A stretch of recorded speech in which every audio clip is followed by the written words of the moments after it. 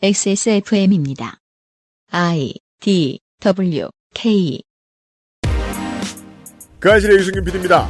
구김없이 편견을 이겨낸 미염공 클레망틴 들레의 이야기를 들어보면 그녀가 타인에 비해 더 크고 중요한 원칙에 천착했으며 또한 이를 놓치지 않고 살았음을 파악할 수 있습니다. 120년 전 인물에게 배울 것이 많은 21년 8월 첫 번째 주말에 그것은 알기 싫답니다.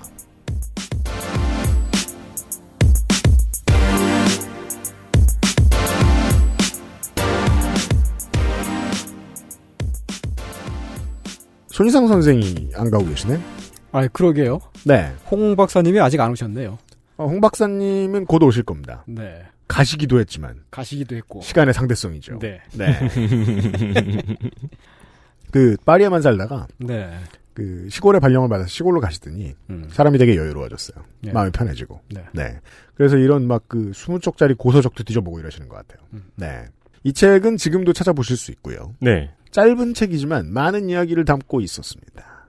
곧 만나보죠. 손희상 선생. 윤세민 에디터입니다. 네, 안녕하십니까. 윤세민입니다. 그리고 또 좀 있으면 손희상 선생님이 곧 가실 거잖아요.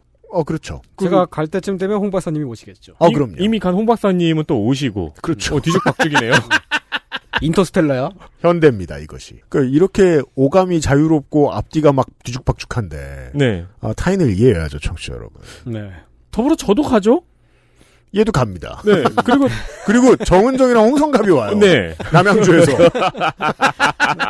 많은 변화가 있을 것입니다. 광고만 끝내면요. 그것은 알기 싫다는 이달의 PC로 만나는 컴스테이션. 고전의 재발견 평산네이처 진경옥. 오늘을 행복하게 만드는 수제 간식 언제나 오란다. 핸드워시와 올인원 수업도 역시 빅그린에서 도와주고 있습니다. 다른 제품과 원료를 비교해보세요. 다른 제품과 다려낸 방식을 비교해보세요. 진짜가 만든 진짜. 고전의 재발견. 진경옥. 평산네이처.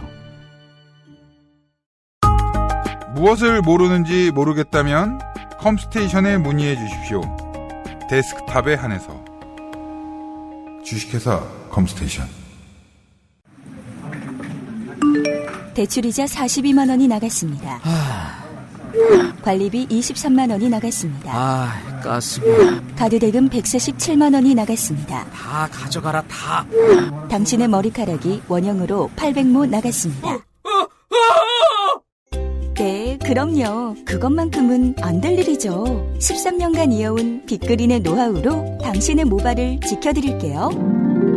Big Green. 이젠 탈모 샴푸도 빅그린 헤어로스 샴푸. 그래도 빅그린 광고를 하고 가겠습니다. 네, 빅그린에서 단 2주간. 2주간이라는 거는 이제 8월 15일까지. 네. 라는 이야기고, 세일은 이미 시작되었다는 얘기입니다. 그렇습니다. 무슨 이벤트인지 말을 해버렸네요. 샴푸를 제외한 빅그린의 모든 제품 50% 할인을 시작을 합니다. 1,000원 원료의 명가 빅그린의 임산부 제품과 베이비 제품 그리고 페이스 제품까지 50% 할인이 들어가는데요. 네. 들어가셔서 이제 내용을 살펴보시면 저희 몰에 빅그린 페이지가 2개가 있어요. 네. 네, 새로 리뉴얼된 샴푸 페이지가 있고 기존에 팔고 있는 이제 그 외에 다른 제품 페이지들이 있습니다. 일단 임산부 샴푸라고 일반인이 쓰면 안 되는 일은 없어요. 그럼요. 네, 쓰셔도 됩니다. 그리고 이제 저 같은 경우에는 체육관 다니시는 분, 요즘에 이제 체육관 가기가 어렵지만, 네. 체육관 다니시는 분들이나 이런 분들은 이 올인원 내추럴 솝, 네, 요거 하나 이 기회에 챙겨가시면은 도움이 많이 됩니다. 그렇습니다. 왜냐면 요거 하나만 챙겨가시면 체육관에서 씻기가 편하니까요. 네. 네, 그리고 이제 집안에 아이가 있으신 분들은 또 이 기회에 핸드워시 그리고 핸드 소독 겔 같은 거 이 기회에 챙겨가시는 거 추천드립니다. 추천드립니다. 그렇습니다. 그리고 이제 이렇게 샴푸만 빼놓고 하기가 조금 뭐해서 샴푸 같은 경우에도 저번에 말씀드린 탈모 2종 50ml를 등정하는 이벤트도 8월 한 달간 계속해서 진행 중입니다. 둘 다 계속해서 드리고 있습니다. 액세스몰에서 빅그린 페이지 2개 있는데 다 가보세요. 제품이 굉장히 다양합니다. 육상 선수인가 올림픽 때 이렇게 팔을 들었는데 그때 겨드랑이 털을 보고 우리나라 사람 되게 충격을 받은 거예요. 우리나라 여성들이. 그 영화 뭐지? 뭐이? 홍콩 영화. 한둘이요? 새끼? 네, 새끼. 그것도 굉장히 그거 보고 그렇죠. 충격받은 사람들 많다고 그 하더라고요. 1930년대를 배경으로 하는데 당연히 그런 건데. 그러니까 네. 당연하죠. 한국 사회에 산 사람들은 이 문제에 대해서 고민하고 새로운 시각을 갖는 경험을 억지로 잊었지만 다 해봤습니다. 전 장담할 수 있어요. 저는 이제 남학교 올라왔으니까 중고등학교 때는 단과학원을 가면 수많은 다른 학교 학생들을 봅니다. 전 똑똑히 기억해요. 모두가 얼굴 어딘가에 털이 있어요. 근데 그들은 대학을 가고 회사를 가고 하면서 어떻게든 다들 그걸 없앴죠. 예. 저 같은 경우에는 가슴털이 있는데요. 좀 무성합니다. 압니다, 제가. 그 처음 이걸 우연치 않게 알게 다른 사람들이 봤을 때를 아직 기억해요. 그때 아직 게임하는 사람들과 처음으로 이제 정모를 해서 만났는데 마지막 코스가 찜질방이었나 그랬어요. 그러면 이제 탈의실에 들어서 남자들끼리 옷을 갈아입잖아요. 그때 한 사람이 너무 깜짝 놀란 거예요. 저 형 가슴에 털 있다고 나가서 고래고래 소리를 지르는 거야 이 새끼가. 아니 외국 영화 보면은 많이 남자가 가슴에 털 나잖아요. 그 이후로도 그 친구는 계속 내 얘기를 하고 다니는 거예요. 가슴 털남. 그러니까 즉 약간 나를 프릭처럼 본 거죠. 그죠. 그 순간. 네. 나는 아시아인 몸에 털이 그렇게 있는 줄 몰랐다 이러면서. 재미있죠? 상당수가 대다수가 서로가 서로의 신체적 특성을 가지고 압력을 넣으면서 사는 곳이에요. 그러고 보니까 저 대학 때 연극을 했었는데 예. 선배 이제 오빠가 산정역을 맡은 거예요. 네. 그래서 그 오빠는 이제 수염을 막 길러보려고 처음으로 길렀는데 수염이 이렇게 세 가닥. 그런 저는 그걸 축 발전이라고 제 친구가 그랬어요. 그러니까 그 위치에 딱 나 있거든요. 저랑 다른 친구는 수염이 이렇게 나거든요. 저는 물론 이 클레망틴처럼 길게는 안 나는데 클레망틴과 똑같이 두 주면은 이제 무성해져요. 네. 완전히 얼굴을 덮어요. 근데 저와 다른 친구가 그렇게 나기 때문에 다른 한 명의 친구도 그게 부러운 거예요. 왠지 모르게. 저희가 막 이렇게 가꾸고 그러니까 선 잡고 그러니까 나도 한번 해보겠다. 정확하게 내시 수염이 났어요. 일명 말하는 그 내시 수염. 옛날에 또 이방 수염이라고도 불렀죠. 내시는 수염이 안 나는 그 거 아니에요? 4시 그래도 40분 조금 나는 거. 뭐 이런 거 아니에요? 아니요. 4시 40분. 여기서 내시란 내관을 뜻해요. 4시요. 유혹. 네네네. 저희는 저랑 다른 친구는 얼굴에다 이제 소라는 글자를 써서 다니는데 그 친구는 이제 점색이 찍는 거죠. 군에서 근처에 있는 누군가가 저를 엄청 부러워했었어요. 수염 엄청 많다고. 근데 저는 그 말을 듣는데 되게 이상한 거예요. 아니 어차피 다 깎아야 된다고 강요하는 곳인데 여기서 수염이 많은 건 뭐가 부러울 일이지? 그러니까 본인도 안 나는 게 컴플렉스인 거예요. 제가 그래서 너무 이상한 거예요. 저는 많이 나는 것만 경험해 본 사람이니까 아니 내 쪽도 충분히 압력받고 사는데 그쵸. 그게 뭐가 부러워? 그리고 군대는 외모 정도는 목숨을 건 집단이잖아요. 그러고 보니까 군인들은 그러면 면도를 꼭 해야 되는 거예요. 반드시 해야 됩니다. 그러게요. 수염 기른 군인을 본 적이 없네요. 저 너무 바빠가지고 아침에 못하고 일하러 올라가고 그래가지고 이틀이면 저는 이게 흔적이 나거든요. 이게 외국 군대보다 더 나쁜 게 그렇겠네요. 아예 수염이 없어야 돼요. 그렇구나. 예. 다른 인종이 사는 군대는 그렇지는 않단 말이에요, 또. 게다가 또 머리도 짧게 하죠? 사회를 나와서 봤어요. 머리 짧으면 감옥에 있냐, 군대에 있냐. 이것도 뭐라 그래요? 스탠다드가 겁나 빡빡하구나. 그러면 이렇게 한국 사회를 사는 그런 대부분의 남성들은 수염이 있건 없건 그것이 하나의 스트레스의 원인이 될 수 있다라는 거네요. 게다가 우리 지난 시간에 얘기했습니다만 홍소라 교수입니다. 안녕하세요. 홍소라입니다. 네. 이게 나아요? 네. 정은정입니다. 예, 지금 얘기하고 있습니다. 네. 덕질인입니다. 그렇습니다. 우리 지난 시간에도 이야기했습니다만 계속 압력을 받고 사니까요. 실제로 내 수염이 어떻게 생겼는지 몰라요. 상당수가. 네. 저는 그걸 30대 후반에 처음 알았어요. 어찌 보면 다른 사람들에 비해 운이 좋았던 거죠. 그래서 저도 20대 후반에 군대를 갔다 와서 군대에서 두 가지 말 다 들었거든요. 넌 왜 이렇게 털이 많냐? 더 냄새 나는 것 같다. 와, 야 너 수염 진짜 많이 난다. 부럽다를 두 가지 다 듣었는데 그래서 궁금해진 거예요. 전역을 하고 나서 한번 갈피까지 한번 길러봐야 되겠다. 내가 장비 수염인지 관우 수염인지는 알아야겠다. 결과적으로는 둘 다 아니더라고요. 그냥 얼굴만 덮어요. 그냥 흰 수염 고래잖아요. 아직 그 흑백 수염이 되기 전이에요. 그렇죠. 아니 왜 본인이 관우나 장비 중에 하나가 될 거라고 생각한 거예요? 사실은 장비일 거라고 예상을 했는데. KFC 할아버지일 수도 있지. 그러니까 수염에 대해 아는 게 없기 때문이죠. 맞아요. 대단하죠? 우리 몸에 늘 있는 건데 평생 지고 사는 건데 이거에 대해 몰라요. 네. 모두가 그렇더라고요. 우리 사회는. 이런 고민을 해보게 됐습니다. 자, 클레망틴 들레에 대한 얘기입니다. 네.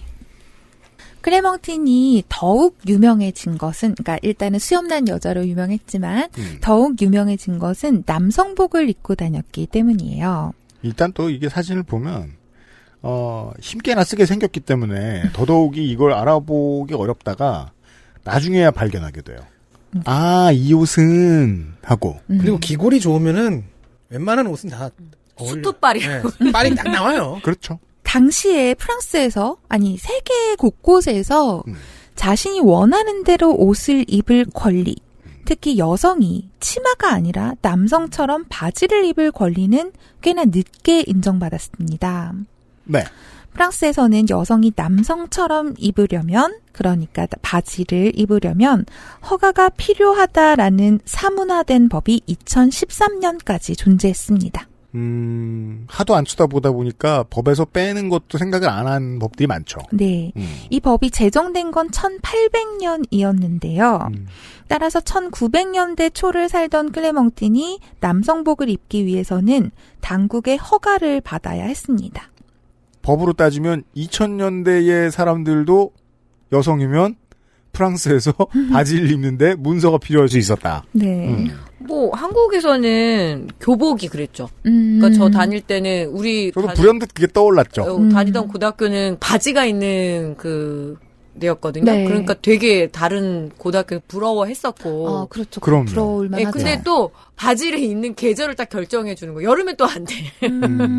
근데 많이 발전했는데 지금 뭐 반바지를 입어도 되고 지금 그거 다 그리고 우리 딸 보니까 얘 딸은 이제 남자 교복이 더 편한 거예요. 네. 셔츠가. 그래서 그렇죠. 그냥 그거 맞춰서 입고. 그래서 네. 그런 면에서는 진짜 확 변했더라고요. 그래서 저희들 시절에는, 제가 학교 다니던 시절에는 여학교에서는 이제 대충 학생들이 얼마나 이게 불편하고 귀찮은지를 아는 선생님들이 암묵적인 합의를 보고 학생들이 체육복 바지를 입고 등하교를 하는 걸 그냥 용인했죠. 네.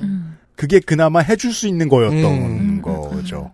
이게 뭐 옛날 법이라고 우습게 봤는데 생각해보면 우리 사회에 아직도 있던 거예요. 저만 해도 스타킹 안 신고 이렇게 버티면은 선생님, 그러니까 선도부에 걸리는 거죠. 아니, 내가 더워서 안 신겠다는데. 그게 규정인 거예요. 그래도 치마를 입으면 스타킹을 신어라. 이런. 맞아요. 남성복을 입고 싶다는 생각은 1903년 에피날에서의 사자우리 속 공연, 지난주에 말씀드렸던 그 공연에서부터 더욱 구체화되었던 걸로 보여요. 자서전에 의하면 당시 클레망틴의 수염이 35cm만큼이나 자랐고요. 체중은 100kg에 육박했다고 합니다. 옛날에 주워 보았던 인류가 20세기 이후에 얼마나 커졌는가 하는 이야기들을 좀 봤던 기억이 나는데, 그게 TV에서 봤는지 책으로 봤는지 잘 기억이 안 나는데, 그건 전 세계 가릴 것 없이 다 그런가 봐요. 먹을 것이 부족한 데에서 벗어난 지 오래 안 됐으니까, 이게 뭐 보통, 제가 그때 미국에서 얘기를 들어서 그랬는데, 200파운드다, 사람이. 그럼 뭐 한 80kg, 90kg 됩니까? 그 정도 가면 엄청 큰 사람인 거예요. 그 체격을 유지할 수가 없는 시대이니까. 그러면 대충 175에서 184였던 것 같은데, 이거는? 100kg이면, 입을 여성복은커녕 입을 옷도 마땅치 않았던 이게 기성복을 한다면. 그렇죠. 그러면은 이제 남성복 기성복이 나온 게 좀 더 후 아닌가요? 그럴까요? 그거는 확실하게 제가 잘 모르겠지만 이렇게 표현할 수 있겠네요. 재봉사 애먹이는. 그렇죠. 뭐 사이즈가 이래? 이러면서. 그리고 덕질인이 아까 키 얘기를 하셨는데 클레망틴이 자서전에 자기 체중 이야기는 굉장히 자주 해요. 근데 키에 대해서는 얘기를 하지 않아서 얼마나 되는지는 사실 잘 모르겠어요. 그런데 60에서 지금은 이제 100까지 왔잖아요. 그러면 175에서 184였던 것 같기도 하고. 모르는 넘을 수도 거죠. 있어요. 근데 사진을 보면 키가 컸을 것 같기는 해요. 어쨌든 클레멍티는 스스로를 여전히 아름답다고 여겼고요. 늘어난 그 스케일만큼이나 남성복을 입고 싶다는 마음도 커졌습니다. 따라서 지속적으로 당국에 남성복을 입을 수 있도록 허가를 요청했지만 당국은 이것을 조롱이나 장난으로 받아들였어요. 아, 진지하게 그 정치 활동에 참여하는 시민이 되었는데 이거 그럼 그 제안이 그 시대의 사회가 받아들이기에는 너무나 멀었군요. 그럼 이 법을 만들 때 그런 생각이었겠네요. 허가를 받으면 여자도 남성복을 입을 수 있다. 근데 누가 허가를 받으려고 하겠어? 그렇죠. 근데 클레멍티는 그냥 남자 옷을 입고 싶었던 거지 어떤 운동으로서 그랬던 건 아닌 것 같은데. 그죠? 네. 예. 근데 원래 그런 사람이 사회운동에선 제일 무섭죠. 네. 본인이 내가 하고 싶다니까 원하는 무엇이든 간에 말이에요. 그건 정치의 대상이 됩니다. 네. 그래서 이래서는 안 되겠다 싶었던 클레멍티는 당시 지역의 유지이자 섬유 공장을 운영하던 남자 아르망 르데르랑 아르망 르데르랑에게 찾아갔어요. 남성 유지의 말은 통했고요. 며칠 후 클레멍티는 남성복 착용에 대한 허가를 받게 됩니다. 어떻게 설득했을까요? 팼나? 그건 중요한 건 지금 정치적으로도 정치 쪽에서도 또 이겼다는 거예요. 그러니까 제가 왜 이렇게 표현했냐면 상승 장군이잖아. 예, 뭔가 사람을 어떻게든 잘 요리해내는 그렇죠. 구워 삶는. 자, 클레멍티는 이제 남자 옷을 입을 수 있게 됐어요. 그러면 놀러 가야죠. 새 옷을 입었으니까.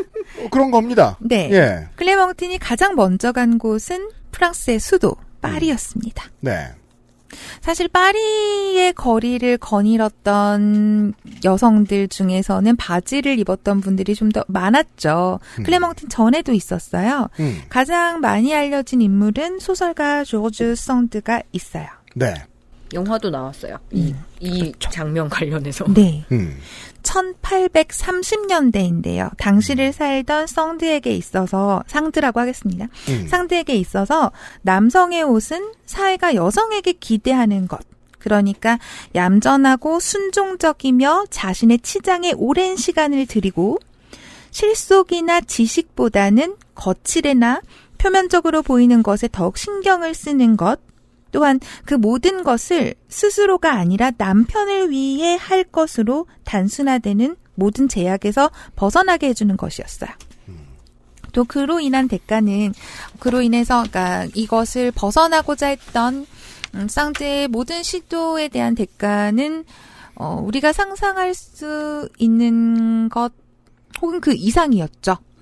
사람들은 상드의 행동이나 복장, 태도, 사생활, 상드의 작품, 특히 당시의 기준에 여성 작가가 쓰기에는 너무나 대담하고 선정적으로 보이는 작품에 노골적으로 경멸을 표했습니다. 그럼에도 불구하고 사회가 기대하는 틀에 자신을 맞추기보다는 스스로의 정체성을 인정하고 자신의 삶을 살아가던 상드는 끝내 역사에 남았어요. 실제로 오늘까지도 이 인물은 프랑스 낭만주의 시대의 대표 작가이자 사회운동가로 기억되고 있거든요. 매우 그렇습니다. 그 외에도 프랑스에서는 옷이라는 건 과일을 둘러싼 잎사귀에 지나지 않는다 라면서 남성복을 입고 말에 올라탄 16세기의 시인 루이즈 라베, 18세기 말 남성복을 입은 죄로 알몸으로 채찍질을 당한 테루안 드 메리쿠르, 끝내 사형을 당한 올랑프 드 구주, 19세기 화가이자 조각가 로자 보네르 등 여러 여성이 여성의 권리 신장을 위하여 바지를 입었었죠. 그쵸, 얼마나 신기한 시대냐는 거예요. 문장의 앞이 아주 거창한데 그걸 위해서 한 게 바지를 입은 거예요. 후세가 보면 지금도 굉장히 이상한 시대일 거예요. 네. 그래서 그렇게 예측할 수 있는 거죠. 후세가 보았을 때 우리가 지금 얻어내기 위해 싸우는 건 얼마나 보잘것없는 것들일까? 그리고 이때 이런 사람들한테 쏟아졌을 그 경멸과 비난은 지금도 뭐 형태가 똑같은 형태겠죠, 지금과도. 네, 그럼요. 반면에 클레멍티는 어떤 사회운동을 위하여 혹은 남성과 동등한 지위를 차지하기 위해서 바지를 입었던 것은 아니었어요. 적어도 자서전에는 그렇게 보여요. 저도 그렇게 보이는 것이 우리가 지난 시간에 얘기를 들었기 때문에 이 사람은 하고 싶으면 한다잖아요. 자기 곤조대로. 네. 네. 곤조. 근데 가는데 길이 만들어져. 자기가 생각하는 합리적인 이유 때문에 나는 이걸 선택하는데 세상이 이걸 막아? 비켜. 네. 그리고 지지해주는 사람도 계속 네. 있고요. 그러니까 계속 이기고. 인복도 있어, 심지어. 네, 계속 이기잖아요. 뭐 실제로 그 자서전 어디에도 여성 운동이라는 걸 지칭하는 표현이 나타나질 않아요. 그리고 클레몽티는 자신이 남성복을 입고 등장했을 때 사람들의 반응을 되게 좋아했던 것 같아요. 재미있어했던 것 같아요. 예를 들어서 파리에 갔을 때 왜 남성복을 입고 제일 먼저 간 곳이 파리였잖아요. 파리에 갔을 때 클레몽티는 자신이 입을 셔츠, 남성용 셔츠를 사고 싶었어요. 일단 여성의 복장으로 쇼핑을 하러 갑니다. 점원은 이제 여성의 복장에 수염이 났으니까 당연히 클레몽틴을 알아봤겠죠? 뭐 네. 엽서 같은 것 등으로 이미 유명인이 됐으니까요. 아, 예, 예. 그런데 클레몽틴이 사간 그 남성용 셔츠를 이 여자가 입을 거라고는 생각하지 못했던 것 같아요.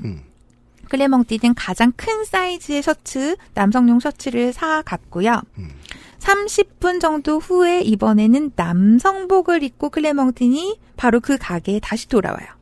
이제 남성복을 입은 클레몽틴이 점원에게 또다시 가장 큰 사이즈 셔츠를 달라고 하니까 점원이 죄송합니다. 마지막 하나 남은 사이즈의 셔츠를 아까 어떤 여성분이 사가셨어요. 이렇게 대답을 해요. 서비스업을 하기에 좀 부족함이 있는 직원이네요. 방금 왔다 간 손님을 못 알아보고 있잖아요. 그리고 못 알아볼 외모는 안 이뤘을 것 같은데. 그니까요. 네. 근데 단지 옷이 바뀌었다는 이유만으로? 그러니까 전혀 생각을 못했던 거죠. 게다가 그 점원이 뭐라고 그랬냐면 수염이란다. 셔츠 사간 그 여성이 수염이 나 있었고 바로 그 사람이 수염난 여자 엽서의 주인공이었다면서 자기가 본 거를 막 이렇게 이야기를 하면서 수다를 떨어요. 제가 세르볼 같지 뭐예요. 전형적인 바보. 예.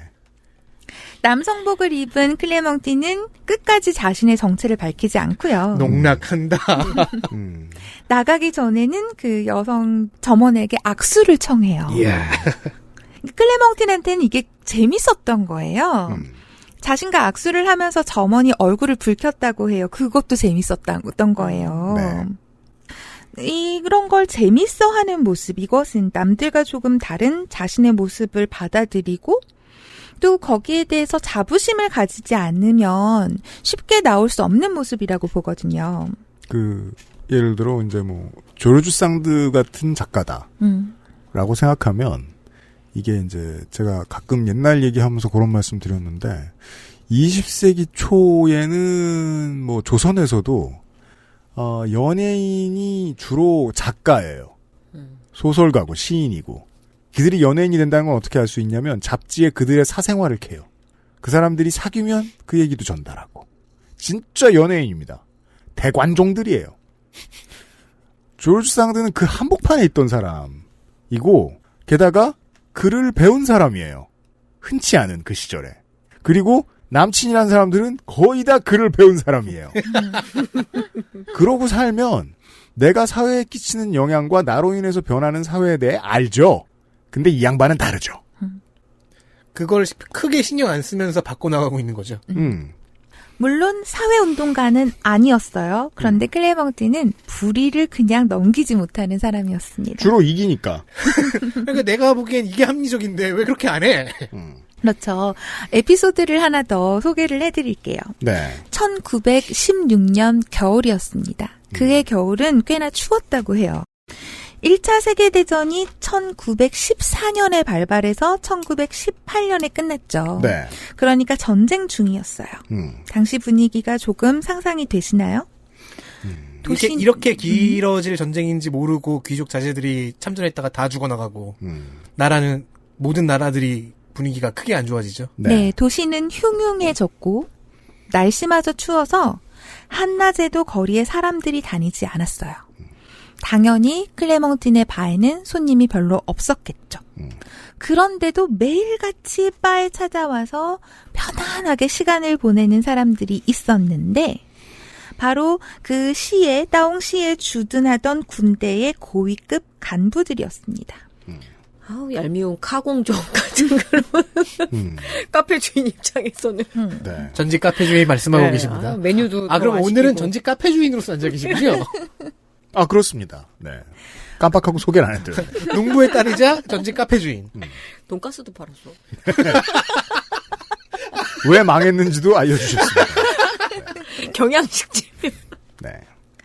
이 군대의 고위급 간부들이 매일같이 바에 와서 가장 따뜻하고 가장 편안한 자리, 거기에 죽치고 앉아가지고 카드놀이를 하고 있는 거예요. 원래 죽치고 있고 싶으면 제일 편한 자리로 가죠. 네. 이 사람들의 모습은 추운 날씨에 밖에서 벌벌 떠는 병사들과는 굉장히 대비가 됐겠죠. 클레몽티는 이 사람들을 이렇게 쳐다보고 있어요. 계속 봐요.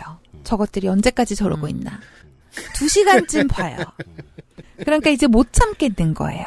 이제 자리를 박차고 나가서 손님들 앞에 나서요. 아무 말도 하지 않지만 이미 클레몽틴의 얼굴에는 노기가 가득 서려 있어요. 한 장교가 무슨 일인지 물어봤겠죠. 본인의 대사를 본인의 기억을 했는지 본인의 자서전에 적었군요. 네. 무슨 일이냐고. 당신네들을 여기에서 보고 있으니 열불이 터집디다.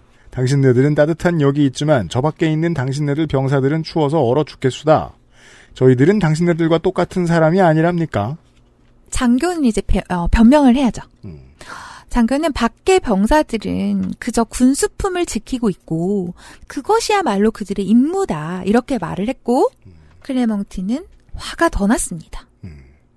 당신네들이 가진 거라곤 볼품없는 대포 한 자루뿐이고 아무도 안 훔쳐갑니다. 저 병사들 안으로 들여서 몸이라도 녹이게 하지 않으면 내 이름을 걸고 당신네들을 모두 밖으로 던져버릴 겁니다. 정말 이렇게 말했다면 진심이죠. 그리고 왜냐하면 던질 수 있으니까요. 그러니까. 네. 하나 던지고 아직 되는군. 다음. 왠 줄 알아? 할 수 있으니까. 라는 얘기죠. 네. 그리고 그날 저녁 그 지역 병사들은 낮 시간 동안 클레몽틴의 바에 들어갈 수 있다는 허가증을 받습니다. 그 나라 참 허가증 다양하네요. 군대를 이겼어요. 네.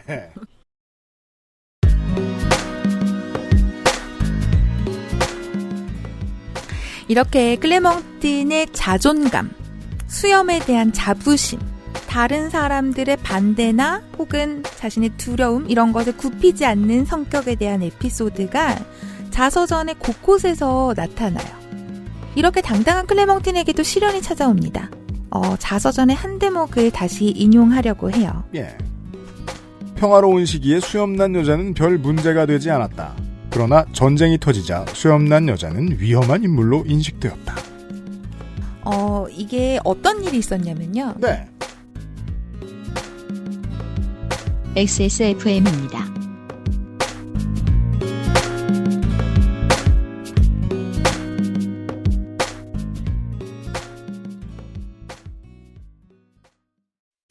파파야, 파인애플, 망고, 건포도 그리고 우란다.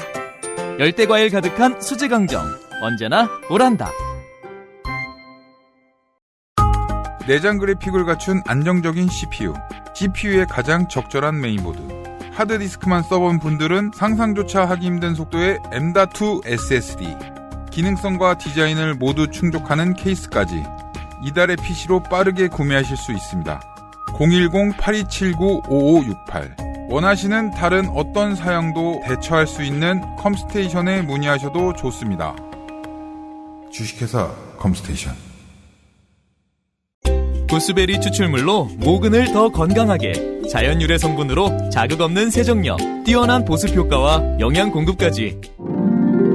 Big Green. 이젠 탈모 샴푸도 빅그린 헤어로스 샴푸.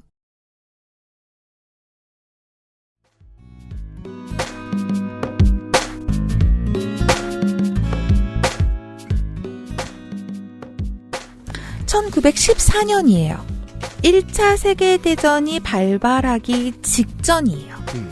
남편이 아팠잖아요. 네. 그래서 요양을 위해서 들레 부부는 프랑스 남부의 해안 도시, 날씨 좋은 그런 곳 비아리츠라는 곳이 있어요. 굉장히 유명한 도시인데요. 네. 여기에 머무르고 있었어요. 당시를 떠올려 보면 전쟁도 아직 어쨌든 발발하지 않았고 자기 나라 안에서 움직이는 거니까 굳이 자신의 신분을 증명할 서류 같은 걸 가지고 가지 않았던 거예요. 당연한 거였죠, 당시로서는. 그러던 와중에 전쟁이 터져요. 그럼 빨리 자기 집에 돌아가야 하는데 남편이 아프잖아요. 그래서 클레몽틴 부부는 그곳을 쉽사리 떠날 수가 없었습니다. 8월 초의 어느 날 아침 목발을 한 남성이 클레몽틴에게 신분증을 요구합니다. 없죠. 그래서 없다고 하니까 너 외국인이냐 이렇게 추궁을 해요. 이거 보세요. 프랑스인이고 뭐고 모르잖아요. 외모로는. 클레몽틴 나 프랑스인이다 그랬더니 클레몽틴에게 이제 이 남성이 왜 수염을 기르고 다니냐 이렇게 물어봤어요. 네. 클레몽틴은 또 화가 났죠. 왜냐고요? 그러는 당신은 왜 목발을 짚고 다닙니까? 이렇게 응수를 합니다. 네, 옳은 말이지만 이겼다는 게 문제죠. 세 글자로 뭐 꺼져. 네. 남자는 일단은 자리를 떠났어요. 그로부터 1시간 후 친구들을 데리고 오죠. 그렇죠. 그래서 클레몽틴과 남편 조제프는 체포가 돼요. 간첩 혐의로 체포가 됩니다. 폭행을 당했고요. 재판정에서도 이 외모, 클레몽틴의 수염이 불리하게 작용을 해요. 이해가 약간 안 가네요. 간첩이면은 눈에 안 띄어야 되는데. 그니까 말입니다. 그렇죠. 결국 두 사람은 감옥에 갇힙니다. 이제 클레몽틴 부부는 스스로 간첩이 아님을 증명하지 못하면 군사재판에서 처형당할 위기예요. 네. 그런데 다행히 장교 중에 한 사람이 이 셀럽, 타옹의 수염난 여자를 알아봤고 네. 보증을 서줘요. 인복이 정말. 몇 년 뒤에 던져질 뻔한 장교들과는 좀 다른 사람이겠죠. 그래서 그 덕에 클레몽틴이 풀려날 수 있었다고 합니다. 결국 이겼네, 이것도. 고생은 좀 하셨는데. 이제 프랑스 전역을 휩쓴 클레몽틴의 인기는 국제무대로 뻗어나갑니다. 남편의 요양을 위해서 클레몽틴과 남편이 위텔이라는 도시에 있을 때였어요. 위텔이라면 혹시 아세요? 그 생수. 네. 또 그 에비앙 말고 위텔도 있는데. 그래요? 네네네. 에비앙도 안 먹기 때문에. 그러니까 좀 몸이 안 좋은 사람들에게 좀 좋은 환경, 그쵸? 좋은 생수, 뭐 빙산수 막 이런 것도 먹이고 막 그러잖아요. 해양 심층수 막. 낭시에서 그렇게 멀리 떨어지지 않은 도시인 것 같군요. 네네. 네. 그런 도시에 있을 때 당시에 이 위텔에 스페인 왕이 왔어요. 근데 이 스페인 왕이 클레몽틴의 그 유명세를 접했던 거죠.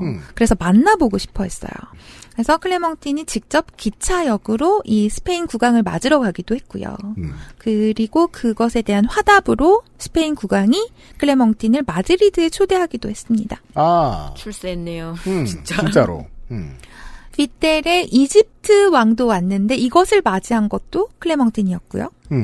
이쯤 되면은 외교 특사죠. 그러니까 말이에요. 그리고 위텔 근처의 도시에서는 페르시아의 샤의 요청으로 왕의 요청으로 함께 식사를 했고 샤로부터 이제 선물을 받아요. 그 선물이 금브로치하고 샤의 사진.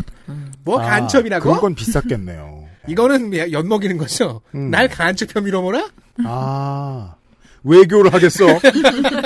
이런 일관성이 엿보인다. 수염을 왜 기르냐고? 네. 이제 유럽 각지에서 러브콜이 오는 거예요. 와주세요. 그런데 클레몽틴은 가족을 떠나지 않았어요. 네. 목발 남자 보고 있냐? 남편은 아팠고 클레몽틴에게는 돌봐야 할 아이들 그리고 수십 마리의 반려동물. 돈 벌 때마다 개 투자했군요. 강아지, 네. 새, 그죠? 저 여우, 코코, 여우까지. 여우. 그때는 여우가 뭐 대중적이었는지 모르겠습니다. 네. 그렇기 때문에 클레몽틴은 가족을 떠나지 않았죠. 그런데 남편이 1928년 결혼한 직후부터 류마티즘 걸리고 뭐 어디 아프고 계속 아프던 남편이 남편뽕 문제는 조금 토론을 해가지고 있네요. 그렇죠. 1928년에 결국 요양지에서 클레몽틴의 돌봄 덕에 생명을 유지하다가 끝내 사망을 해요. 이제 클레몽틴은 본래 살던 타옹으로 돌아왔고요. 네. 이제 몸의 건강은 그대로였지만 남편을 잃은 슬픔에 젖어서 좀 무력해졌다고 해요. 하지만 이내 씩씩한 클레멍틴으로 돌아왔고요. 마음도 이기고 자기 그렇죠. 자기 마음도 이겨. 주로 이겨요. 네. 이 전환점에서 이런 생각을 했다고 해요. 나는 이전의 그 어느 때보다 아름답다. 내가 젊은 시절 나는 돈방 속에 앉을 수도 있었지만 나는 내 명성을 이용해 그런 기회를 잡지 않았다. 그런 생각을 하지 않은 건 아니지만 남편의 쇠약한 건강은 나를 떠나게 두지 않았다. 나는 내 선택을 후회하지 않는다. 나는 아내로서 내 역할에 충실했다. 느낌이 그런 것 같아요. 뭐요? 남편에게 종속된 아내로서의 내가 아니라 내가 내 남편 챙긴다는데 뭐 그렇죠. 내가 내 남편 챙겼는데 뭘 어쩌라고. 그렇죠. 네. 그리고 이 자서전에 이 아름답다라는 표현이 굉장히 자주 나오거든요. 근데 이 아름답다라는 표현이 자서전에 쓰여있는 아름답다라는 표현이 우리가 평소에 쓰는 아름답다랑은 조금 다르게. 조금 다른 것 같아요. 그렇죠. 네.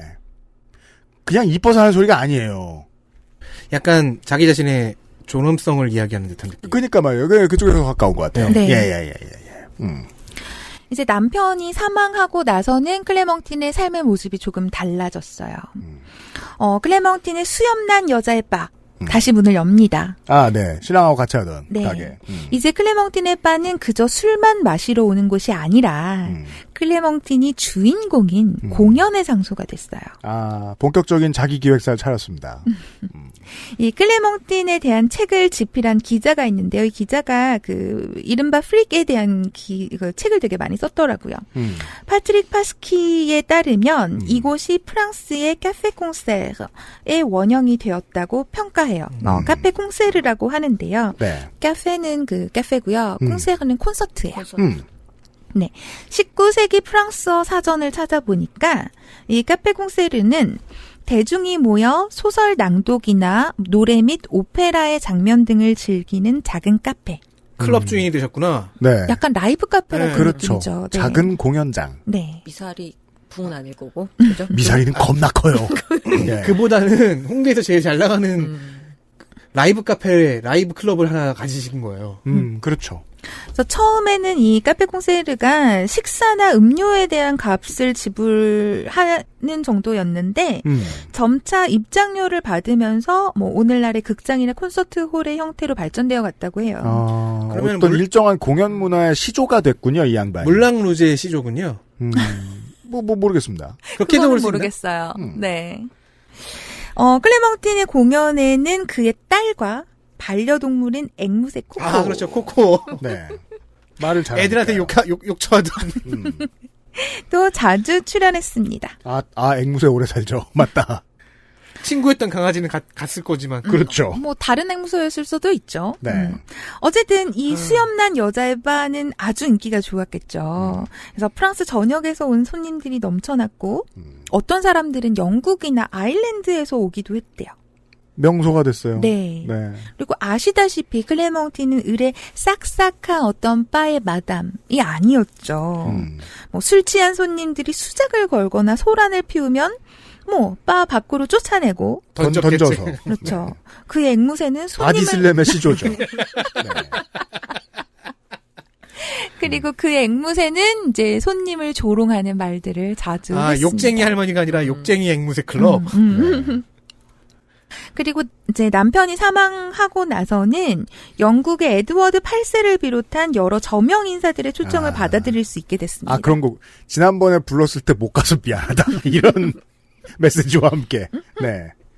네, 딸 페르낭드를 위해서 또 여행을 한 것도 있다고 해요. 그렇죠. 네, 런던이나 파리, 벨포르, 비시 등 이제 유럽 곳곳, 특히 이제 프랑스 안에서는 많이 돌아다닌 것 같은데 이런 데를 방문을 해요. 예.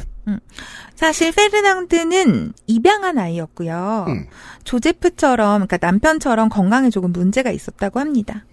그래서 남편 사망 후에 곧바로 해외를 돌아다닌 것이 아니라 5년 정도 기다렸다고 해요. 아이가 좀 건강을 되찾고 할 때까지. 네.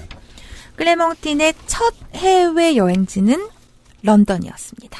그때 기술의 발전이나 대중화를 제가 정확하게 파악하고 있진 못합니다만 프랑스 서부의 프랑스 동부의 시골에서 런던 가자면 한 달 잡았어야 하지 않았을까 싶네요. 왔다 갔다.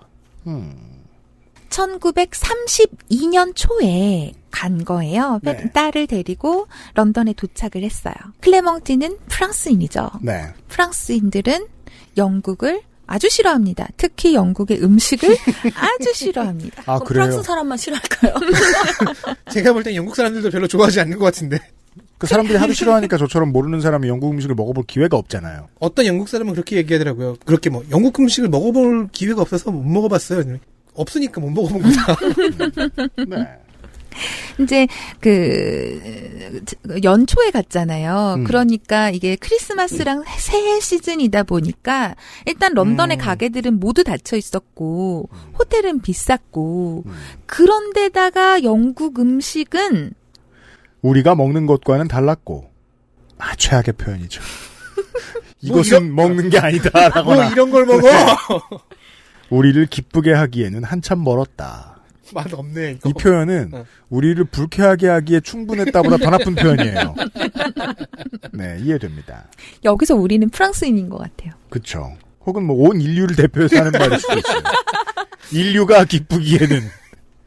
그래서 어떻게 해서 그 런던에도 프랑스인들이 모여 사는 동네가 있었나 봐요. 아, 네. 거기에 도착해서 클레멍티는 합리적인 가격의 숙박비와 입에 어느 정도 맞는 음식에 만족하며 여정을 계속할 수 있었습니다. 이건 약간 프랑스 국뽕이 약간 심지어 애국자이기도 하네. 그렇죠. 며칠 지나자 클레멍티는 영국인들이 예의 바르고 겸손하고 신중하다고 평가합니다. 몇 명이나 때린 거야. 그렇죠. 그랬을 수 있어. 몇 명을 던진 거야, 대체. 가능하다. 근데 실제로 제가 런던에 뭐 자주 갔던 것은 아니지만 좀 더 선을 많이 넘지 않는다라는 느낌? 아, 그래요? 네네네. 프랑스에서 만났던 사람들에 비해서? 이렇게 확확 들어오는데 프랑스 사람들 같은 경우는 런던에서 겪었던 사람들은 좀 그 선을 좀 더 잘 지키는 느낌. 선을 조금이라도 넘으면 던졌을 테니까. 네. 물론 뭐 며칠 가지고 무슨 느낌을 얻을 수 있겠습니까만. 그렇죠. 네. 저는 일본에 갔더니 사람들이 아무 말도 안 한다가 제 인상이었고요. 근데 일본도 오사카 이런 데는 뭐 엄청 저 그냥 오사카 갔잖아요. 거칠거칠. 하루 종일 아무 말도 안 하다가 맥주 마실 때 다 떠드는 그런 사람들이더라고요. 다찌놈이 가가지고 네. 이제 선술집에서. 이렇게 1930년대에 이르면 그때에서야 클레멍티는 그 전에 계속해서 거절하던 여러 해외에서의 행사 참여 제안을 받아들여요. 네. 이건 앞서 말한 것처럼 딸하고 다양한 장소를 방문하면서 여러 추억을 만들기 위함이었고요. 그리고 한편으로는 전과는 달리 이제는 스스로 존경과 동경의 대상이 되는 행사가 어떤 것인지를 보고 자신이 선택할 수 있게 되었기 때문이기도 해요. 연예인의 위험이죠. 뭔가가 돈이 벌려가지고 계속 하는데 자기 존엄이 깎여나가는 것 같다. 조금 내키지 않지만 가야 되는 거, 혹은 가고 싶은데 못 가는 거, 이런 건 이제 없으니까. 그러면 정말 지옥 같은 삶이 되거든요. 그러니까 스스로 선택할 수 있어야 되는데, 그럴 수 있을 만한 권한은 진짜 소수에게만 주어지는 축복이거든요. 그것도 본인 심지가 어마어마해야 되는 일이에요. 예. 실로 삼손의 머리카락과 같은 클레멍틴의 수염이라 할 수 있겠습니다. 결국 그렇게 썼네요, 본인이. 네. 예. 자서전에서 클레멍틴은 나는 예전에 그랬듯이 언제나 내 수염의 능력에 대한 절대적인 믿음을 가지고 있다. 네, 이렇게 고백했어요. 클레멍틴은 자신의 선택을 후회하지 않았고요. 사실 이 자서전을 쓸 당시, 그러니까 1930년대 중반의 클레멍틴은 부유하지 않았어요.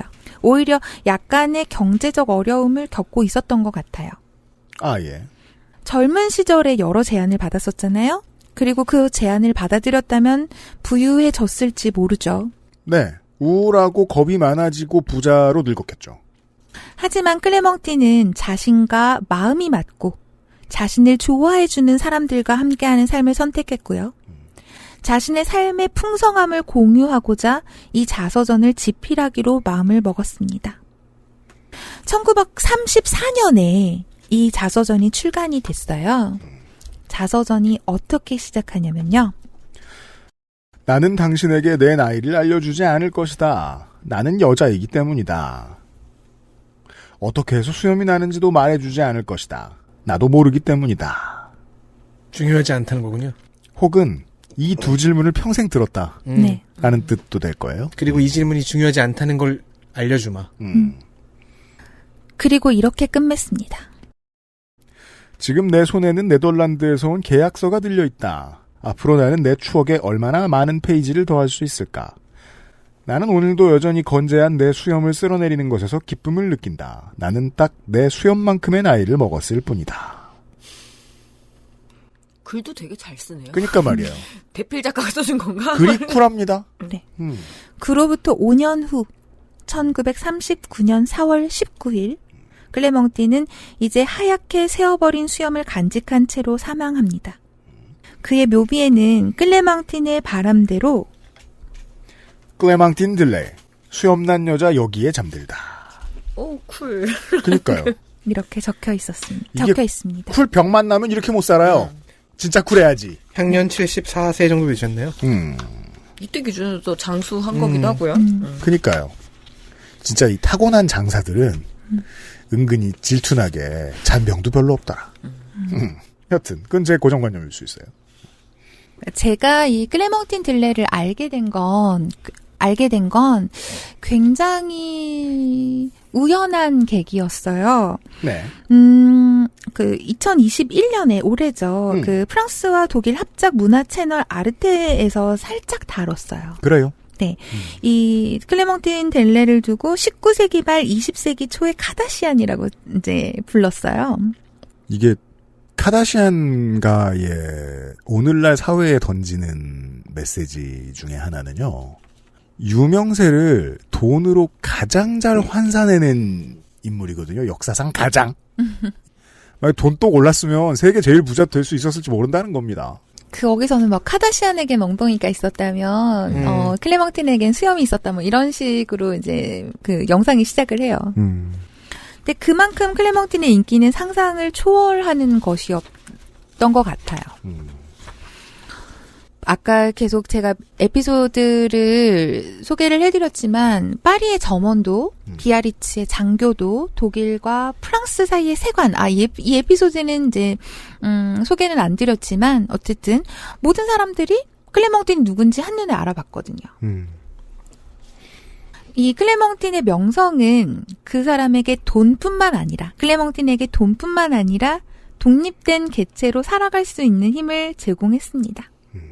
하지만 그 전에 클레멍틴은 스스로를 자랑스러워하는 한 사람의 단단한 사람이었어요. 클레멍틴은 자신이 하는 일에 거침이 없었고요. 자신의 내린 결정에 책임을 질 줄 알았습니다. 그리고 클레멍틴 주변에는 그런 그를 지지하는 가족과 친구들이 있었습니다. 제가 아는 사람들 중에도 겁나 유명한 사람들 많이 있는데 주변의 인정을 받지 못해서 되게 우울해하는 사람들 꽤 많습니다. 그게 대중하고 내 옆 사람하고 꽤 달라인가 봐요. 네. 가족과 친구 그리고 동네 주민들도 클레멍틴을 그대로 받아들이고 함께 살아갔어요. 이렇게 커뮤니티의 인정을 받은 클레멍틴의 명성은 프랑스 전역으로, 유럽으로, 미국으로까지 뻗어갔습니다. 네. 그 증거들은 우리가 확인을 했습니다. 왜냐면 굳이 그 시골까지 또 왕들이 만나러 올 일이 없잖아요. 불러야죠. 사회가 요구하는 여성의 모습에서 태생적으로 벗어나 있었지만 자신 그대로의 모습을 사랑하고 삶을 즐길 줄 알게 된 한 사람. 클레멍틴은 어떤 사람에게는 그저 희한한 사람이었겠지만 또 어떤 사람에게는 영감을 주는 그런 존재였을 거예요. 그리고 우리는 오늘 그런 클레멍틴의 인생의 일부를 함께 알아보았습니다. 그렇습니다. 1969년에요. 다운레 보주시, 그러니까 이 수염난 여자의 바가 있는 시인은 지역 박물관의 문을 열었어요. 그때부터 오늘날까지 클레멍틴 들레의 사진들이 상설 전시되어 있습니다. 이 박물관 개관을 기념하는 자리에서 시장이 클레멍틴을 두고 다음같이 말합니다. 클레멍틴 들레는 큰 수염을 가진 여성이자 큰 마음을 지닌 사람이었다. 그런 들레 여사의 전시회를 헌정하는 것은 당연한 이치이다. 네. 다운레보주 씨는 어디 있어요? 가만있어 보자. 독일이랑 그렇게 멀지 않아요. 그래요? 멀다. 여기서. 가보기 어렵겠다. 여기서. 독일에서 멀다는 얘기가 아니라. 꽤 궁금하긴 한데. 네. 이런 이야기였습니다. 제가 그런 얘기를, 원고를 보고, 형 박사의 원고를 보고 제가 얘기했었거든요. 소아 씨가 나오면 언제나 이 개인적인 얘기를 할 수 있어서 좋다. 네. 근데 이 개인적인 얘기가 절대 시덥지 않죠. 그 점이 좋아요. 그리고, 제가 들은 이 노래는요, 이 사람에 대한 노래잖아요. 그죠? 수염난 여자라는 제목이잖아요. 네. 그죠? 네. 이 사람이 클레망틴 들레가 죽기 얼마 전에 나온 노래예요. 이게 참 대단한 게, 예나 지금이나 저는 그 문법은 팝의 그 문법은 변하지 않았을 거라고 생각하거든요. 살아있는 사람 노래 제목으로 쓰기 어렵습니다. 예. 얼마나 유명했길래. 노래와 요즘은 서점에서도 구하기 힘든 짤막한 자서전을 남기고 갔네요. 네. 지금 이제 프랑스 국립도서관에 DB화되어 있더라고요. 그래서 이걸 발견하고 우와 이러면서 읽었던 기억이 나요. 네. 정말 재밌는 발견이었을 것 같습니다. 여러분들은 어떠셨습니까? 다음번에 홍 교수가 돌아올 때 이런 재밌는 얘기를 또 가지고 올 수 있을지 저는 확률을 낮게 봅니다. 예. 구하기 힘든 책이잖아요. 도발한다. 그치. 수염 안 나는 남자. 그걸로는 유명해질 수가 없단 말이지. 왜냐면 무모증이란 질병이 있잖아요. 그 질병인가? 아니지? 그건 병이 아니에요. 네. 죄송합니다. 네. 우리 개 얘기는 아닙니다만. 개가 지가 싼 걸 먹는다고 그걸 병이라고 부르는 사람들이 있습니다. 엄밀히는 병이 아니에요. 그래서 똥개 아니에요?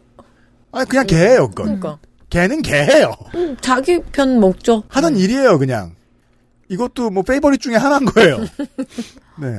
네. 무모증 얘기 들으니까 생각났어. 그걸 병이라고 부르면 안 돼요. 맞아요. 네, 프랑스에서 이제 강아지를 산책시킬 때 보통 줄을 풀어놓는 경우가 되게 많단 말이에요. 파리에선 안 그런데 이제 지방에 가면 그런 경우가 많은데 강아지들이 남의 강아지, 다른 강아지 똥은 잘 안 먹는데 자기 똥. 아니.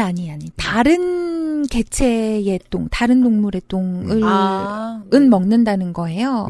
예를 들어서 어떤 애들은 고양이 똥을 그렇게 좋아해가지고 모래에 묻힌 거 이렇게 파먹고 네. 사람 똥은 또 그렇게 잘 찾아서 먹는다고. 저도 그런 얘기 들은 적 있어요. 네. 전 실제로 봤죠. 네. 취향의 일부인 거죠. 우리 딸기가 그 똥에 이렇게 굴러가지고. 딸기? 네. 그건 사냥꾼의 본능이죠. 네. 네, 그렇죠. 크로킹을 해야 되니까. 딸기를 보러. 홍 교수는 자기 집으로 갈 거고. 네. 어촌이죠, 정확히 말하면 거기는. 항구 도시죠. 네. 항구 도시. 어촌이랑은 좀 달라요. 고기를 닦고 있을걸? 그러니까 그렇긴 해요. 그러니까 곤들매기를 주먹으로 고기 아니야 그건? 네. 아니 이제 해변에 가면 고동 같은 거를 따로 오더라고요. 가족 단위로. 네. 그리고 거기가 항구 도시인데 요트가 되게 많아요. 네. 네. 그래서 지도에서도 한눈에 알아볼 수 있습니다. 그럼 이제 다음에 요트를 살 겁니까? 아니요. 마리나가 상당히 많다는 거. 네, 많아요. 그래서 그 지방에서는 이제 돈이 있다 그러면 요트. 그거 사겠군. 아니라니까요. 월급이 센 건 아닌 것 같아. 프랑스가 참 안타깝게도 교원들의 월급이 굉장히 낮아요. 굉장히 낮아요. 그래서 이제 정부에서 무슨 법안을 통과를 시켜서 더 올려주겠다라고 했는데 원래라면 올해부터 올라갔어야 됐는데 코로나19 대처로 돈을 많이 썼는지 어쩐지 아직 네. 어디나 그렇습니다. 2000년대 이후부터 어디에나 안정성을 보장해 줘야 되는 직업이니까 만들어 놓은 국가직들의 보수에 발목 잡혀가지고 돈 많이 못 올려주는 건 똑같나 보네요. 그리고 또 거기 대통령이 또 그런데 돈 쓰는 거 좋아하는 사람 아닌 건 알고 있고. 네. 한국이랑 비교해도 그 의무교육에 있는 그 초중고등학교 교사들 월급이 프랑스가 한국보다 더 낮아요.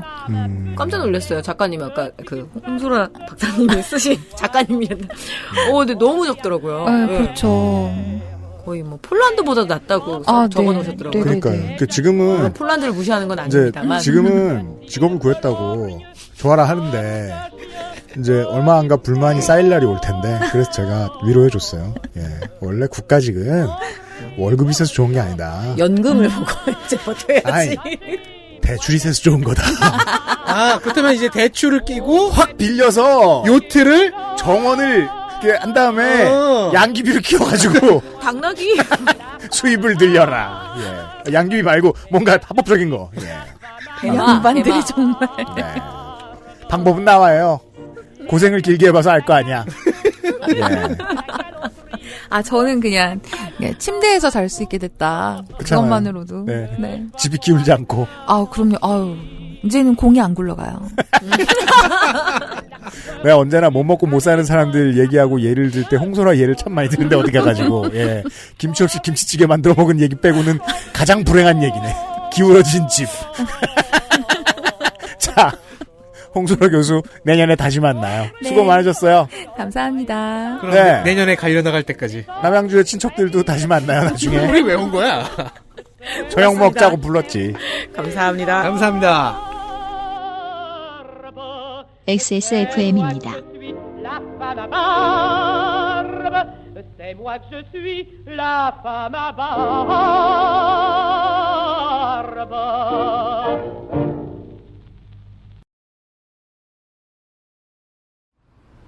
어렸을 때 많이 보던 과자 있잖아요. 딱 그 식감, 그 맛. 먹기 전엔 저도 그런 줄 알았죠. 근데 처음 씹는데 뭐지? 했어요. 왜 안 딱딱한 거지? 근데 왜 달지 않고 담백한 거지? 손을 한번 대면 나도 모르게 계속 먹는 거 있죠? 이 맛있는 거, 이거 뭐예요? 시작하면 멈출 수 없다.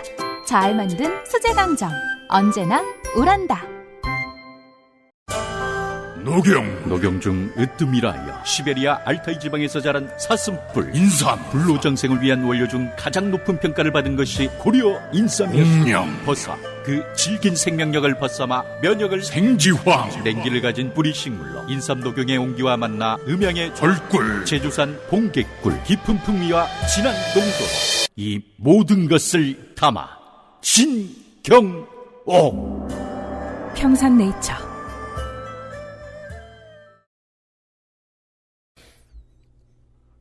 슉 하고 다 바뀌었습니다.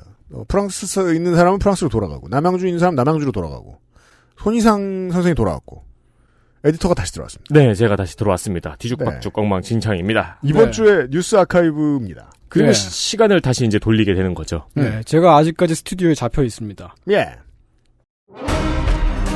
아스트랄 뉴스 기록실 뉴스 아카이브.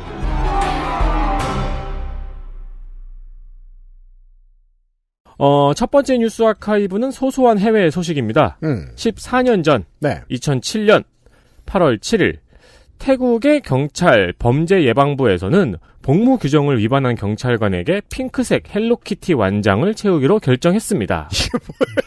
좋은 거 아니에요? 갖고 싶은데.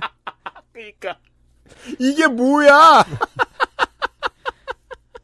14년 전 이야기입니다. 네. 그러니까 심각한 범죄를 저지른 경찰 말고 뭐 근무태만, 주차 위반, 민원인과의 싸움 뭐 이런 문제를 일으킨 경찰들에게 첫 번째 경고의 의미로 헬로키티 완장을 채운다고 발표를 한 거예요.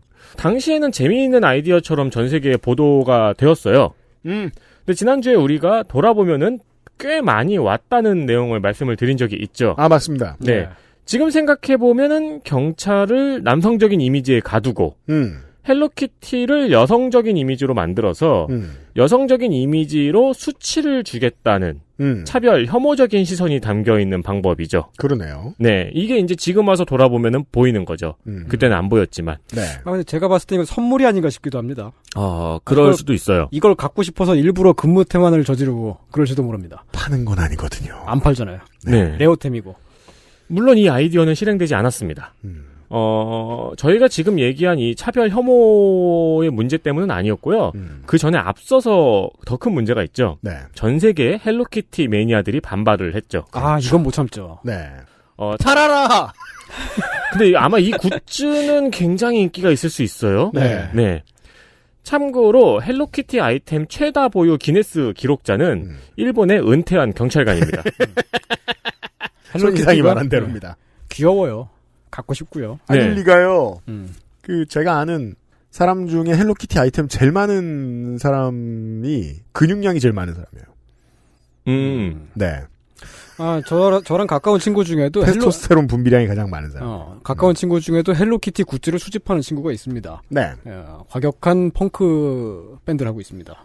헬로키티를 모으는가와 성정과 취향 같은 것을 구분하기는 매우 어렵다는 걸 우린 경험을 통해 알고 있어요. 네. 5만 놈들이 다 모으니까. 네. 그렇죠. 네. 태국은 왜 이런 바보 같은 생각을 했는가. 다음 보죠. 그리고 헬로키티 매니아를 너무 우습게 봤죠. 네. 작년 8월 첫째 주를 돌아보겠습니다. 여느 때와 같이 숨가쁜 때였습니다. 작년이네요. 네. 언론과 야당은 어떻게든 윤석열 검찰총장과 정부와 여당을 싸움 붙이려고 수백 건의 기사를 쓰고 있었고요.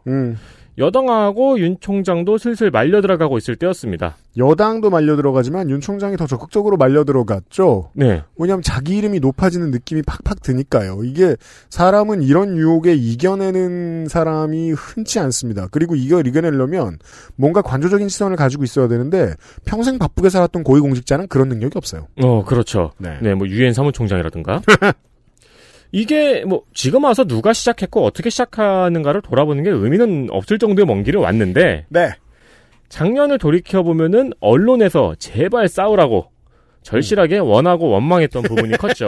네. 아무튼 이럴 때였어요. 네. 근데 이제 윤 총장 얘기는 아니고 또 뜨거웠던 소식이 있었는데 네. 청와대의 노영민 비서실장과 비서관 5명이 8월 7일 일괄 사의를 표명했고 네. 그 5명 중 3명이 2주택자였다는 것이 밝혀지면서 이 이야기가 두 번째로 언론 보도가 많았습니다. 네. 올해 드디어 6주택자가 나와서 그 기록을 모두 깨기 전까지. 네. 6주택은 아니고 건물이 6개, 그 부동산 6개죠. 네. 그래서 이 비서관들이 집을 내놨어요. 근데 이젠 또 뭐 시세보다 비싸게 내놨다 이러면서 신나게 깠었죠. 네.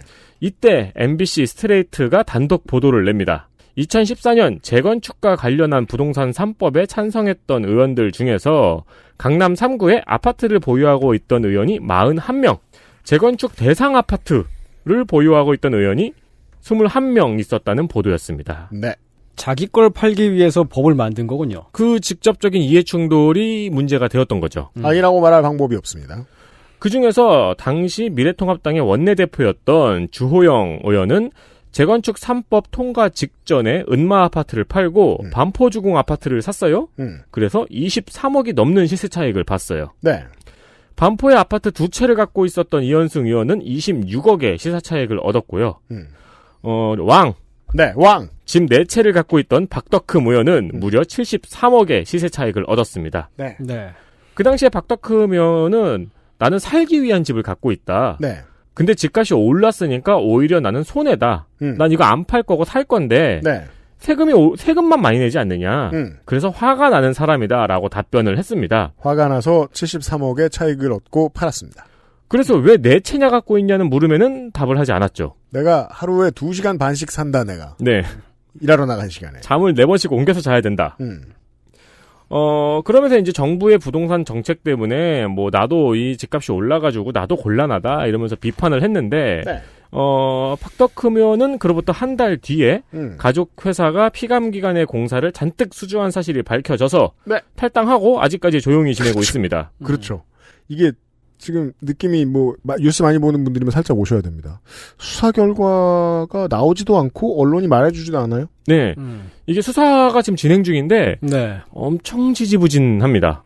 수백억을 헤쳐먹었을 것이라는 의혹이 있는데도 불구하고 그때 추정 금액은 최대 2천억 그랬습니다. 쯤이었죠. 뭐 일부 언론인들이 그렇게 얘기해요. 검찰 까지 마라. 이게 지금 뭐 당시에 그 여당 관련된 수사 얘기하면서 이게 검찰 발인이 야당 발인이 말이 많았는데 검찰에서 받아온 기사라는 증거가 어디 얼마나 있느냐 이렇게 얘기하는데 경찰이든 검찰이든 지금 박덕흠 의원에 대해서 흘리는 것 같지 않거든요. 어제 제가 그래서 박덕흠 의원을 검색을 해봤거든요. 뉴스 기사 탭을. 아주 흥미로워요. 뭐요? 우리가 데이터 센트럴 할 때 후보 중에 이제 검색을 해보면은 보도자료 기사만 소소하게 나와 있는 거 있잖아요. 그렇게 변했죠. 네, 어디 가서 뭐 출판 기념회 했다, 이런 거. 그런 기사하고 수사 시작했다. 네. 감춰주는 형국이에요, 거의. 네. 네. 언급을 안 하고 있습니다. 네, 박덕흠 의원한테 만감부 부탁드리고요. 네. 자, 또 문제는 두 번 부탁했어요. 네. 당시에 스트레이트가 이거를 보도를 했어요. 앞서 말한 윤석열의 말 한마디나 청와대 비서관에 비해서 다른 매체의 보도가 현저하게 적은 겁니다. 네. 스트레이트의 보도가 7월 26일이었어요. 근데 일주일 동안 이 사태의 무게에 비하면 거의 아무런 보도가 없는 수준이었어요. 그렇습니다. 찾아보면은 이제 그 MBC는 자사의 보도니까 네. MBC의 보도나 미디어 오늘의 보도만 보이고 나머지의 보도는 안 보이는 거예요. 네. 그러니까 너무 기사가 없다고 사람들이 이제 화를 내니까 그때부터 슬금슬금 8월 첫째 주부터 슬금슬금 보도를 내기 시작합니다. 네. 근데 사실 이때 보도도 제가 어제 좀 많이 봤는데, 그러니까 이 논란 자체를 스트레이트하게 이제 쓰는 보도보다는 이 논란에 대한 의원의 답변을 보도하는 형식이에요. 그렇습니다. 그럼 그 언론에서 그 전에 있었던 원인을 보도했는가? 안 했어요. 네. 의원의 답변만 보도를 하더라고요. 그런 걸 살펴보다가 제가 발견한 흥미로운 거는 8월 7일 YTN에서 시청자 브리핑 시시콜콜이라는 코너입니다. 이게 결론이에요? 네. YTN 시청자들의 의견을 전하는 프로그램이에요. 좋아요. 시청자 게시판에 이제 스트레이트의 단독 보도 내용을 왜 보도하지 않느냐라는 지적이 있었다는 거죠. 그래서 이제 이거는 이제 그걸 전하는 보도니까 시청자 브리핑 시시콜콜이니까 답변을 해야죠. 네, 그 내용을 전하는 겁니다. 답변이 독특합니다. 네. 경쟁자인 타사의 단독 보도 내용을 받는 것은 좀처럼 내키지 않는 일입니다. 하루에 1000번은 하는 일인데. 너무 많이 나와 싫다는 거예요? 너무 많이 해서 싫다. 갑자기 우라카이를 안 하기로 했다. 네. 그러니까 이게 우리가 지금까지 아는 한국 언론 생태계에서는 말하기가 굉장히 어려운 말이 아닌가. 이게 제가 요즘 이세계 난인물에 빠졌잖아요. 트럭에 치이면 이 세계에 가죠. 그렇죠. 트럭에 치이고 났더니 아무도 베끼지 않은 언론 생태계. 그쪽 세계로 잠깐 전송이 된 것 같은 느낌이죠. 또 YTN 임장혁 당시겠죠. 당시 정치부장의 답변도 전하고 있는데요. 이 답변도 굉장히 독특해요. 네. 앞으로 이 뉴스와 관련해 정치권 내 파장이 생기면 당연히 보도할 것. 앞뒤를 바꿔 말하죠. 자기들이 말해서 정치적인 파장을 그동안 만들어왔는데. 네. 네. 그리고 이거는 제일 야당 원내대표의 이야기예요.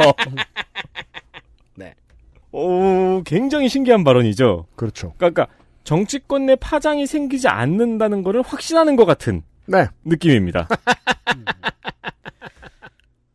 손희상 선생이 아직 안 가기도 했고 잡혀있기도 하고 네. 우리가 주중에 얘기했던 것 중에 또 하나 중요한 코드 중에 하나가 많이 말하면 정말 큰 문제처럼 여겨지는 측면이 있습니다. 네. 여론이라는 게 그렇습니다. 우리는 목요일이랑 금요일에 되게 중요한 얘기를 했는데 때로는 중요하지 않은 이슈도 많이 말하면 중요한 이슈처럼 느껴집니다. 중요한 이슈도 많이 말하지 않으면 잊혀집니다. 헬마우스랑 했던 이야기죠. 네.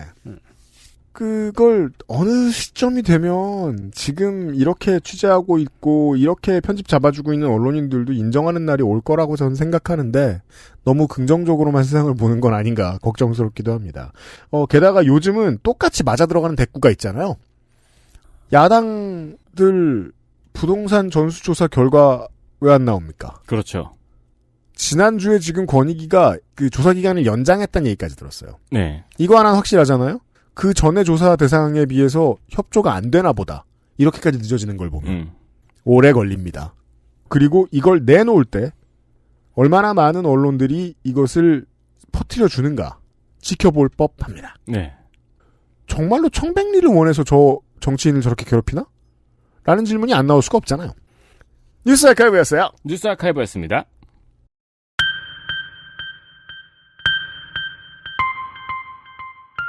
다음 주에는 시사 아저씨 한번 볼까요? 너무 오랫동안 못 봤는데. 잘 지내신대요? 저한테 물어보셔도. 늘 이름 많으니까. 오늘 아침인가 어젠가에 인스타가 올라왔더라고요. 그래요? 파스타 사진 같은 거 올리면서 네. 오늘은 긍정식품으로 시작한다 이렇게. 뭘 처먹긴 하는군. 그러니까 부정식품이 아닌 긍정식품으로 시작한다. 이렇게 올리셨더라고요. TV를 딱 켰는데 TV에 이제 그 뉴스 토론 프로그램에 시사 아저씨가 나와 있더라고요. 늘 그렇죠. 요즘. 정장을 딱 빼입고 얼굴도 약간 화장을 한 것처럼 그렇게 돼 있고 뭘 친해주긴 친해줍니다. 네, 머리도 좀 다듬고 그러니까 사람이 되게 멀쩡해 보이더라고요. 내가 알던 그 사람이 아닌 것 같아. 빛을 많이 쬐주면 그렇게 네. 보일 때가 있어요. 그렇습니다. 네, 속은 많이 썩어 있어요. 네. 시사시 볼까 말까 아직 정하지 못했는데 아무튼 생각나서 말씀드렸어요. 네. 네. 그리고 또 안 본 사람 누구 있죠? 딱히 뭐 궁금하진 않은 조성주 소장님도 계시고 네. 또 누가 있을까요? 볼 사람 봅시다. 네네. 네. 사다리 타기 해서 정하세요. 다음 주에 돌아오도록 하겠습니다. 지금 말한 사람들과 다른 사람이 놀라진 마시고. 그렇죠. 네. 그것은 알기 싫다. 8월 둘째 주 426회에 다시 인사드리도록 하겠습니다. 현희상 선생은 집에 가고 저희들도 가서 다음 주 방송 준비하도록 하겠습니다. 윤세민이랑 유승균이었습니다. 감사합니다. XSFM입니다. I, D, W, K